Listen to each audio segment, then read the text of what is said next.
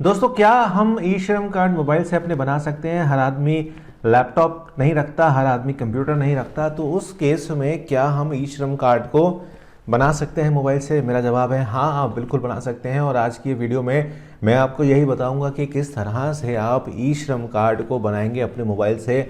तो मैं हूं अभिषेक, आप देख रहे हैं मेरा यूट्यूब चैनल मनी मैटर्स, जिसमें हम लोग बात करते हैं सरकारी योजनाओं के बारे में, आपके पर्सनल फाइनेंस के बारे में, जिससे आपको किसी तरीके का कोई नुकसान ना हो। इस वीडियो को अंत तक जरूर देखिएगा, चैनल को सब्सक्राइब करके बेल आइकन को जरूर दबाइएगा। लाइक का टारगेट रखते हैं 1000 की। 1000 लाइक अगर आप देते हैं और साथ साथ इंस्टाग्राम पे मुझे फॉलो करते हैं तो मुझे भी काफ़ी हद तक मोटिवेशन मिलेगा। तो वीडियो को शुरू से लेकर अंत तक देखिए, साथ साथ अपने दोस्तों के साथ शेयर कीजिए जिनका ई श्रम कार्ड अभी तक नहीं बना है। क्योंकि देखिए, मैं अगेन आपसे कह रहा हूं कि ई श्रम कार्ड की कोई अंतिम तारीख नहीं है। 38 करोड़ बनने हैं, 21 करोड़ बन चुके हैं अभी तक, जब तक ये वीडियो मैं बना रहा हूं। लगभग जो न्यूज़ आ रही हैं उसमें 1 करोड़ के करीब रोज ई श्रम कार्ड जो है वो रजिस्टर्ड हो रहे हैं। तो आप फटाफट से रजिस्टर कर लीजिए। चलिए मोबाइल की स्क्रीन पर चलते हैं और देख लेते हैं कि किस तरह से वो बनेगा। अगेन कह रहा हूँ, तो मोबाइल से अगर आप अपना ई श्रम कार्ड बनाना चाहते हैं तो आप अपने मोबाइल के ब्राउज़र में, जो भी आपका ब्राउज़र है, चाहे वो क्रोम है, चाहे वो ओपरा है, उसको आपने ओपन कर लेना है। यहाँ पर ऊपर आप भाषा को भी सिलेक्ट कर सकते हैं, जैसा कि आप हिंदी या इंग्लिश दोनों में से किसी एक भाषा में अपना फॉर्म भर सकते हैं। ज़रूरी चीज़ें जो होंगी वो होंगी कि आधार संख्या आपके पास होनी चाहिए, आधार लिंक आपका मोबाइल से होना चाहिए, आपकी उम्र 16 से लेकर 59 वर्ष के बीच में होना चाहिए और आपका एक बैंक खाता यहाँ पर होना अनिवार्य है। यहाँ पर आपको आधार कार्ड से जो नंबर आपका जुड़ा हुआ है वह आपको यहाँ देना है। साथ साथ मैं आपको ये बता देता हूँ कि अगर आपका आधार जो है जुड़ा हुआ नहीं है आपके मोबाइल से, तब भी आप इसको बना सकते हैं। उस केस में आप जो भी नंबर अपना आधार से आगे लिंक कराएंगे वो नंबर आप यहाँ पर डाल देते हैं। तो यहाँ पर हम अपना नंबर डाल देते हैं, जो भी हमारा नंबर है। इतने बीच में आप वीडियो को लाइक करते रहिए। नंबर डालने के बाद आपको ये कैप्चा बहुत ही ध्यान से भरना है, इस बात का आपको विशेष ध्यान रखना है। तो यहाँ पर हम ये कैप्चा भर देते हैं। नंबर्स वगैरह मैं आपसे हाइड कर दूंगा। उसके बाद आपसे ये पूछता है कि क्या आप ईपीएफओ के संगठन में जुड़े हुए हैं। अगर आप जुड़े हुए हैं तो हाँ करिए, अगर जुड़े हुए नहीं हैं तो ना करिए। देखिए, अभी ये बातें क्लियर नहीं है कि ईपीएफओ वालों को ये पूरा लाभ मिलेगा या नहीं मिलेगा। हालांकि जितनी रिसर्च मैंने की है उसमें इनकम टैक्स जो भरते हैं और ईएसआईसी के जो मेंबर्स हैं उनको अभी ई श्रम कार्ड से बाहर रखा गया है। वह रजिस्टर ज़रूर कर सकते हैं लेकिन कुछ खास फ़ायदा उनको इसमें नहीं होगा। इसके बाद आपको दोस्तों, जब पूरा फॉर्म आप भर लेंगे, आपको ओटीपी यहाँ पर सेंड करना है। आपके फ़ोन पर एक ओटीपी आएगा, उस ओटीपी को आपने यहाँ पर भर देना है। साथ साथ आपको आवाज़ आ गई होगी कि मेरा ओटीपी जो है वो आ चुका है। चलिए मैं ओटीपी को यहाँ पर भर देता हूँ, क्योंकि मोबाइल से आपका आधार लिंक होना बहुत ज़रूरी है। एंड ये ओटीपी हम भर देते हैं। ओटीपी भरने के बाद आपके पास आधार कार्ड नंबर भरने का ऑप्शन आपको दिखता है। यहाँ पर आपके पास 3 ऑप्शन आते हैं कि आप फिंगरप्रिंट से कराना चाहते हैं या रेटिना से कराना चाहते हैं या ओटीपी से कराना चाहते हैं। जैसा मैंने आपसे शुरू में कहा था कि आप अगर आधार कार्ड आपका लिंक नहीं है तब भी आपके पास ऑप्शन है कि आप फिंगरप्रिंट और IRIS के थ्रू करा सकते हैं। लेकिन हमारे केस में हमारे पास आधार कार्ड लिंक्ड है तो हम अपना सीधा आधार कार्ड यहाँ पर फिल करेंगे।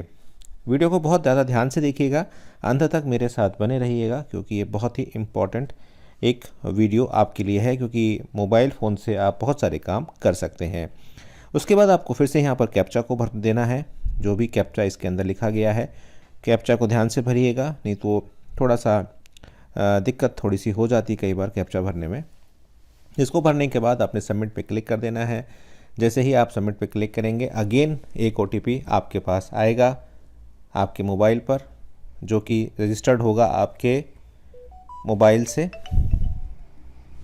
यहाँ पर मेरा ओटीपी, आधार वाला ओटीपी आ चुका है, उसको मैं भर देता हूँ और वैलिडेट पे क्लिक कर देता हूँ। जैसे ही मैं वैलिडेट पे क्लिक करता हूँ तो मेरे आधार कार्ड की जो भी पर्सनल डिटेल्स हैं वो मेरी कुछ इस तरह से खुलकर आ जाती हैं। ये देखिए, और इसको मैं ब्लर कर दूंगा आपसे। ये देखिए, पूरी की पूरी आधार कार्ड की डिटेल्स हमारी आ चुकी हैं। उसके बाद आपने यहाँ पर कंटिन्यू एंड अदर डिटेल्स पे क्लिक करना है। जैसे ही आप कंटिन्यू पर क्लिक करते हैं तब आपका मोबाइल नंबर आपके पास आ जाता है। अगर आप इमरजेंसी मोबाइल नंबर यहाँ पर देना चाहते हैं जो कि मैंडेटरी नहीं है, आप यहाँ पर दे सकते हैं। मैंडेटरी का मतलब ये होता है कि अनिवार्य नहीं है। जो चीज़ लाल टिक में है उस पर आपको विशेषतः ध्यान देना है। जो लाल टिक आपको दिख रहा है वह आपको भरना है। ईमेल आईडी अगर आपके पास है तो आप ज़रूर भरें, और अगर नहीं है तो इसको आप खाली छोड़ सकते हैं। वहीं आपका मैरिटल स्टेटस क्या है, आप शादीशुदा हैं, आपकी शादी नहीं हुई है, आप विडो हैं या सेपरेटेड हैं, किस तरह से हैं, तो यहाँ पर आप भर सकते हैं। उसके बाद आपको भरना है फादर का नाम या हस्बैंड का नाम। तो यहाँ पर आप अगर शादीशुदा हैं तो यहाँ पर हस्बैंड का नाम यहाँ पर भर दें। तो यहाँ पर हस्बैंड का नाम यहाँ पर भर देते हैं। उसके बाद आपकी जो कैटेगरी है, आप एससी में आती हैं, एसटी में आती हैं, ओबीसी में आती हैं, जनरल में आती हैं, किस में आती हैं उसको आपने भर देना है। अगर आप एससी कैटेगरी में आती हैं तो यहाँ पर आपको कास्ट सर्टिफिकेट भी यहाँ पर अपलोड करना पड़ेगा। तो फिलहाल हम जनरल में आते हैं तो हम जनरल में लिख देते हैं। अगर आपको अपना ब्लड ग्रुप पता है तो आप यहाँ पर अपना ब्लड ग्रुप भी भर दें। तो यहाँ पर हम ब्लड ग्रुप भी भर देते हैं। साथ साथ यहाँ पर आप डिफरेंटली एबल्ड हैं, अगर मतलब आप दिव्यांग हैं या नहीं है, उसकी जानकारी आपको यहाँ पर देनी होती है। उसके बाद आपको अपने नॉमिनी की डिटेल्स देनी होती हैं, जिसको भी आप नॉमिनी बनाना चाहते हैं। तो यहाँ पर हम अपने नॉमिनी का डिटेल दे देते हैं और उनका डेट ऑफ बर्थ डिटेल्स भी यहाँ पर प्रोवाइड करा देते हैं। तो बहुत आसान है दोस्तों, कुछ ज़्यादा इसमें प्रॉब्लम्स नहीं होती हैं। अगर आपको फिर भी कोई दिक्कत हो तो आप मुझे इंस्टाग्राम पर पूछ सकते हैं। इंस्टाग्राम की आईडी आपके स्क्रीन पर आपको दिख रही होगी। अगर आपको किसी तरह की कोई दिक्कत आती है तो आप मुझसे पूछ सकते हैं। यहाँ पर आपने डेट ऑफ बर्थ डिटेल भर देनी है। उसके बाद आपने जेंडर भर देना है मेल, एंड रिलेशनशिप की आपको भर देनी है, क्या उनकी रिलेशनशिप आपके साथ है।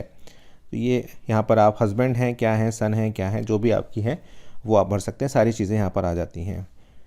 उसके बाद आपने सेव एंड कंटिन्यू पे क्लिक करना है। सेव एंड कंटिन्यू पे क्लिक करने के बाद हमारे पास दूसरा फॉर्म आ जाएगा होंगे, जैसे कि आप कहाँ रहते हैं, किस स्टेट में रहते हैं। स्टेट में रहने के लिए आपको सबसे नीचे आ जाना है। जैसे हम उत्तर प्रदेश में रहते हैं और आपकी जो डिस्ट्रिक्ट है उसको यहाँ पर भरना होगा। तो यहाँ पर थोड़ा सा समय लगता है क्योंकि रिफ़्रेश होती है वेबसाइट, क्योंकि डायनामिक वेबसाइट्स हैं तो थोड़ा सा समय यहाँ पर लग जाता है। तो इतने हम और चीज़ों को कर देते हैं। अगर कोई स्पेसिफिक आईडी है तो आप यहाँ पर भर दीजिएगा।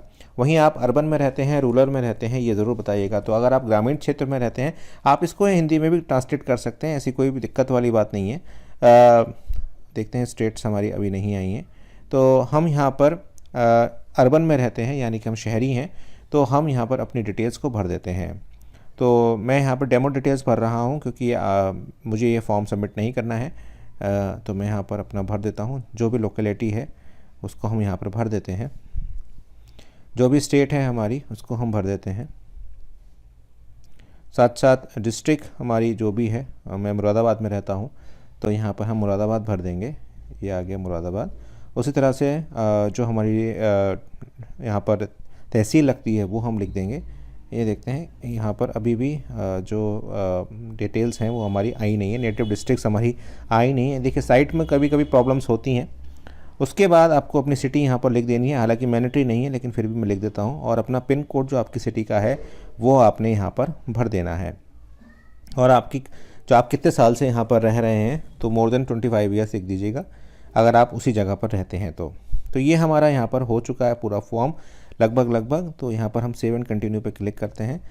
तो यहाँ पर सेव एंड कंटिन्यू पे जब हम क्लिक करते हैं तो यहाँ पर डिस्ट्रिक्ट हमारी खुल के ही नहीं आई है। तो एक बार हम इसको रिफ़्रेश भी कर सकते हैं। एक बार हम इसको रिफ़्रेश कर देते हैं, इसको रीलोड कर देते हैं। तो यहाँ दोबारा हमें भरना पड़ेगा, कोई बात नहीं, हम दोबारा भरते हैं। इतने मैं वीडियो को पॉज करता हूँ। तो दोस्तों वो दिक्कत हमारी दूर हो चुकी है और जो नेटिव स्टेट डिस्ट्रिक्ट की जो प्रॉब्लम थी रिफ़्रेश करने के बाद हमारी सही हो गई। ध्यान रखिएगा कि आप जब इस फॉर्म को भरें तो आधार कार्ड में जो आपने अपना एड्रेस दिया हुआ है वही एड्रेस यहाँ पे भरिएगा, नहीं तो वेरिफिकेशन में आपको दिक्कत यहाँ पर हो सकती है। मैं आपके लिए डेमो भर रहा हूँ इसलिए मैं यहाँ पर सिंपल भर रहा हूँ। इसके बाद आपने सेव एंड कंटिन्यू पे क्लिक करना है। सेव एंड कंटिन्यू पे क्लिक करने के बाद आपकी एजुकेशन यहाँ पर आपसे पूछी जाएगी कि आपकी क्या एजुकेशन है। तो अगर आप पढ़े लिखे नहीं हैं तो नॉट रिलेटेड पे क्लिक करेंगे, बिलो प्राइमरी हैं उस पर क्लिक करेंगे, या आप पोस्ट ग्रेजुएट एंड अबव हैं तो आप उस पर क्लिक करेंगे। आपकी एग्रीकल्चर में डिग्री है या मेडिसिन में डिग्री है तो आप क्लिक करेंगे, या टेक्नोलॉजी से आते हैं तो आप क्लिक करेंगे। तो यहाँ पे हम पोस्ट ग्रेजुएट एंड अबव पे क्लिक करेंगे।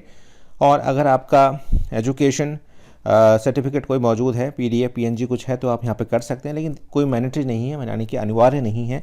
आप डालना चाहें तो दे सकते हैं, नहीं डालना चाहें तो छोड़ भी सकते हैं। आप मंथली कितना कमाते हैं आपको बताना होगा। आप जो भी आपकी इनकम है, फॉर एग्जांपल 15 से 18 हज़ार रुपये अगर आप कमाते हैं तो आप यहाँ पर लिख सकते हैं। यहाँ पर आप अपनी इनकम सर्टिफिकेट के भी प्रमाण यहाँ पर लगा सकते हैं, लगाना चाहें तो। हालांकि अगेन कह रहा हूँ, अनिवार्य नहीं है। यहाँ पर आपने सेव एंड कंटिन्यू पे क्लिक करना है। उसके बाद आपको यहाँ पर अपना जो ऑक्यूपेशन है वो आपने यहाँ पर सेलेक्ट यहाँ पर कर लेना है। तो जैसे कि अगर आप ट्यूशन पढ़ाते हैं तो देखते हैं कि ट्यूशन यहाँ पर आ रहा है क्या।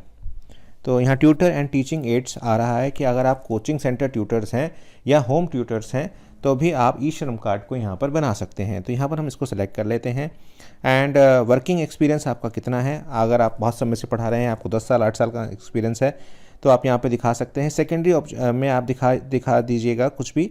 एजुकेशन यहाँ पर टाइप करिए अगर एजुकेशन में कुछ आ रहा है तो, नहीं तो आप इसमें और भी चीज़ें हैं, आप इसको कर सकते हैं। हालांकि मैंडेटरी नहीं है। एंड यहाँ पर आपको ऑक्यूपेशन का सर्टिफिकेट यहाँ पर दिखाना होगा, आपके क्या स्किल्स हैं। टेक्निकल ट्रेनिंग आपको आई है, आपने करी है रिसीव या नहीं करी है, ये आपको बताना है। अगर आपने नहीं करी है तो आप यहाँ पे करिए। उसके बाद जो भी आप लर्निंग फ्रॉम द जॉब लिख दीजिएगा, आपको अपग्रेड करना है टू रिसीव। अगर आपको चाहिए कोई वोकेशनल ट्रेनिंग तो यहाँ पर या वोकेशनल या फॉर्मल ट्रेनिंग तो आप यहाँ पर क्लिक कर देंगे एंड सेव एंड कंटिन्यू पर आप क्लिक करेंगे। इसके बाद दोस्तों बैंक डिटेल्स आपके सामने आ जाती हैं। बैंक डिटेल्स आपको यहाँ पर भर देनी है। बैंक का अकाउंट नंबर आपने भरना है, साथ साथ आपको बैंक का अकाउंट नंबर कंफर्म करना है। और उसके बाद अकाउंट होल्डर का नाम, जिसके अकाउंट में पैसे आएंगे, और IFSC कोड यहाँ पर आपको भरना है। बैंक का नाम भरना है और साथ साथ बैंक के ब्रांच का नाम भरना है। ये आपको करना है। इसके बाद आप सबमिट कर देंगे। सबमिट करने के बाद आपका एक कार्ड बनकर आ जाएगा। उस कार्ड को आप रखेंगे और जो भी सरकार आपको यहाँ पर चीज़ें प्रोवाइड कराएगी वो आपके अकाउंट में डायरेक्ट आएगी या आपके मोबाइल नंबर पर SMS द्वारा आपको बताई जाएगी। तो इस तरह से आप मोबाइल से अपना ई श्रम कार्ड बहुत ही आसानी के साथ बना सकते हैं।